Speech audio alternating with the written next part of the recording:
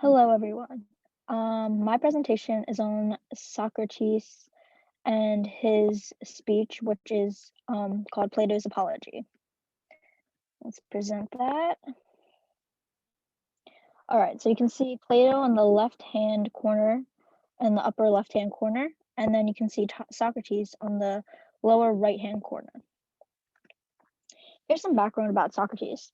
According to an ancient history encyclopedia, Socrates was originally a sculptor and a soldier for a time, and this was before he was a philosopher. He's known as the father of Western philosophy. All of his information is all secondhand because he never written anything down.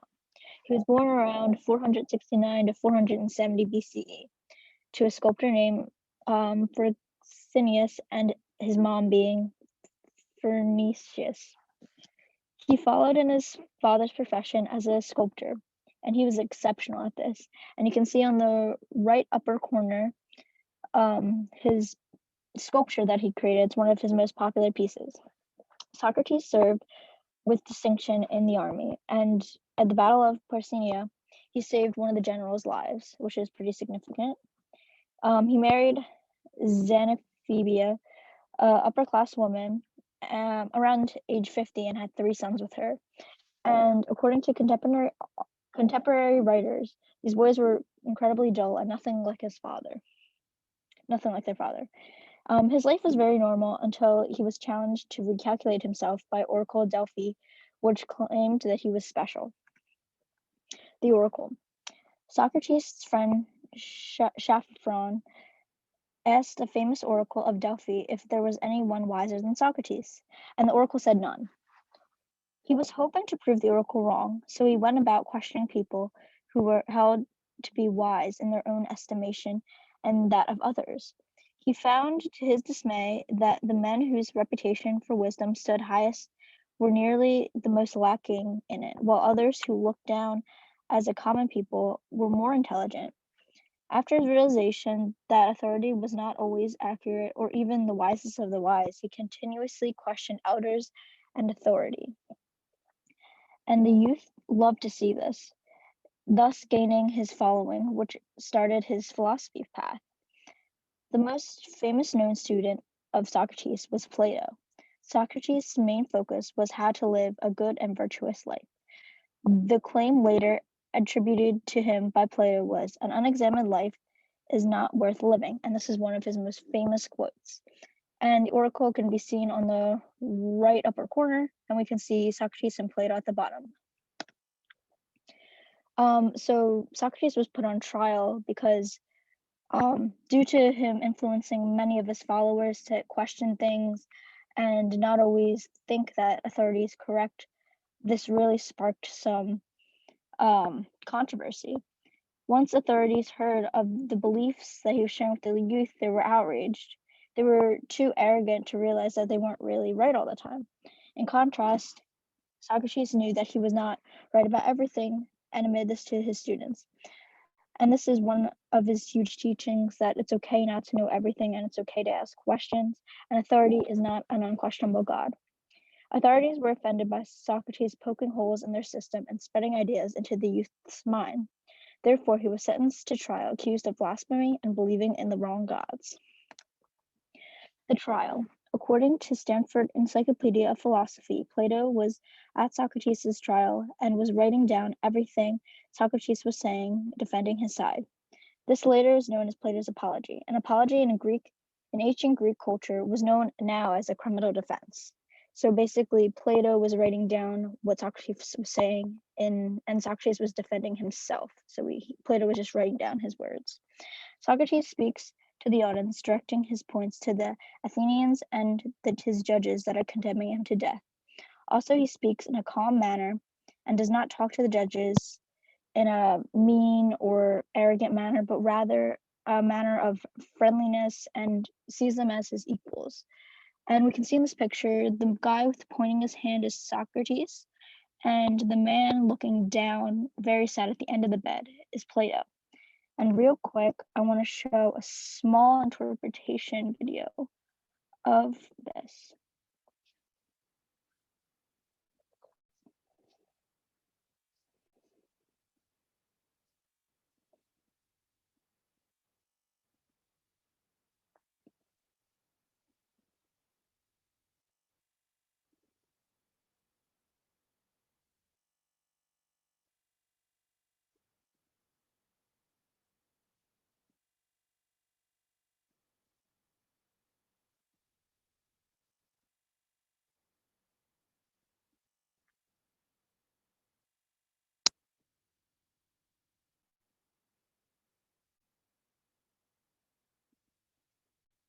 And as I said before, the man sitting at the end of the bed is Plato, very upset of his teacher's um, death sentence. And then we go on to, we're going to dissect his apology bit by bit. So during his speech in the beginning, he explains that if he were to change his words in any such way, he could escape death. But what's life without being unexamined and asking questions? So he'd rather be dead than silenced into exile.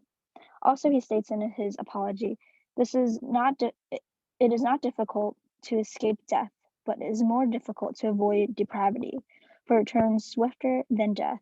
In this statement, depravity is the moral corruption of the government, as this trial is a prime example of how corrupt their government is by silencing a man who has different opinions than their own. They are so scared that he could get the youth to rebel against their corruption.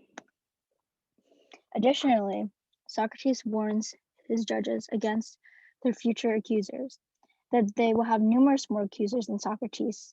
And Socrates was kind of being kind and generous by restraining his followers from rebelling while he was still alive. Another point explains that putting people to death will not restrain them from rebelling. If anything, it will give them more of a reason to rebel, as Socrates puts in his apology. He speaks about death and how it is a gain to him, and he actually is not afraid of death. He either believes it is a good night, it will be an eternal good night's rest, or it could take him to another place where he can meet the demigods, which he finds very exciting. He comments where he could compare his sufferings with the demigods at Hades. And it's very notable in the speech where he also states he could continue to examine and question people in the afterlife, determine who was wise, and learn from them. So even in the afterlife, he's still going to do what he's doing while living. Nothing is going to stop him from doing what he's doing by learning, examining, and questioning everything around him. Lastly, Socrates accepts his condemnment and believes death is better for him than the world he lived in then. He also explains he does not have any resentment towards his accusers. However, they deserve the blame because they did not accuse Socrates under intent, but rather to injure him. He urges the judges to look at his followers in a different light and take a different approach with them, because as he said before, putting someone to death will not stop a rebellion. Here's an observation I found interesting. According to Holden's The Physiological Force of Negativity, Alos and Socratic conversation in Plato's Apology convincingly makes two important points. That Socrates' use of Alos, which means a logical retribution, the Socrates method of eliciting truth by question and answer, especially as used to refute an argument. And it cognates in the apology and does not appear to describe a method that aims at dispelling the judge's false beliefs. And that work does not support the thesis of the strongly intelligent Socrates. She also concludes that the value of the Socratic interrogation lies in negativity, which may become a beginning of a more positive intellectual process leading to the ethical life. Socrates does not go for his judge's beliefs, and he doesn't try to disprove them in any way during his apology. But rather he explains that their methods of being closed-minded will haunt them in bigger numbers in the future, because the rebellion is bound to happen due to their restraining government and silencing people of different opinions. Another point in his apology is it's very positive in what state he is in. It's kind of ironic because in his apology, he's very kind of friendly, kind of trying to make a point, but he's not very negative at all. He's not afraid of death, and he accepts his fate. And this is a great example for his followers to follow after he passes, that to see that there's light in the dark. Socrates defense was spoken with grace, and it has relevance still today. It's still important to question authority, whether it be politics, school, or even at home sometimes, because as humans, we still do not know everything. As we grow and get older, we are continuously learning, and it never stops.